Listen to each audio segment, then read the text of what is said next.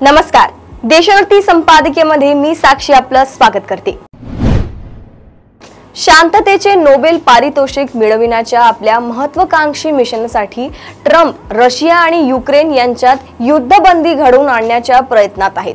त्यासाठी प्रसंगी युक्रेनच्या हिताचा बळी देण्यासही ते मागे पुढे पाहणार नाही असे चित्र सध्या समोर येत आहे।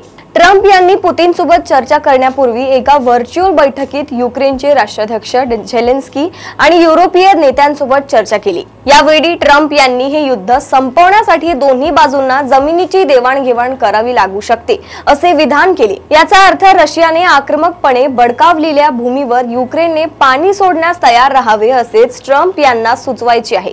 रशियाने युक्रेनचा बराच भूभाग आपल्या ताब्यात घेतला आहे आणि युद्धबंदी करायची असेल तर सध्या असलेली परिस्थिती कायम ठेवून पुढे चर्चा करावी ही पुतिन यांची भूमिका आहे। कदाचित पुतिन यांच्या या भूमिकेला ट्रम्प यांची सहमती असू शकते। त्यामुळे ट्रम्प युक्रेनला वाचविण्यासाठी पुतिन यांच्यासोबत चर्चा करणार आहेत की युक्रेनच्या फाळणीवर शिक्कामोर्तब करण्यासाठी हा प्रश्न आता उपस्थित होऊ पाहत आहे।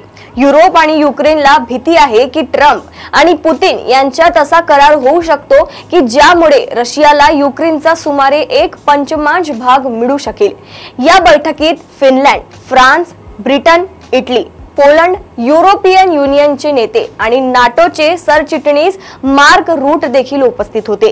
झेलेन्स्की आणि अन्य युरोपीय देशांनी रशियाचे अध्यक्ष पुतिन यांच्याशी होणाऱ्या बैठकीत युक्रेनला हानी पोहोचवू शकेल असा कोणताही करार होऊ नये अशी अपेक्षा व्यक्त केली आहे। रशिया सध्या आपल्या ताब्यात असलेला युक्रेनचा डोनबास प्रदेश सोडण्यास तयार नसल्याचे दिसते आणि हा प्रदेश रशियाकडे कायम ठेवून युद्धबंदी प्रत्यक्षात येऊ शकतं असेल तर ट्रम्प अशा युद्धबंदीसाठी राजी असल्याचे संकेत मिळत असल्यामुळेच युरोपीय देश आणि युक्रेनमध्ये अस्वस्थता दिसून येत आहे। झेलेन्स्की यांनी तर अगदी स्पष्ट शब्दात आपल्या देशाची 1 इंचही भूमी रशियाला देण्यास आपण तयार नसल्याचे म्हटले आहे।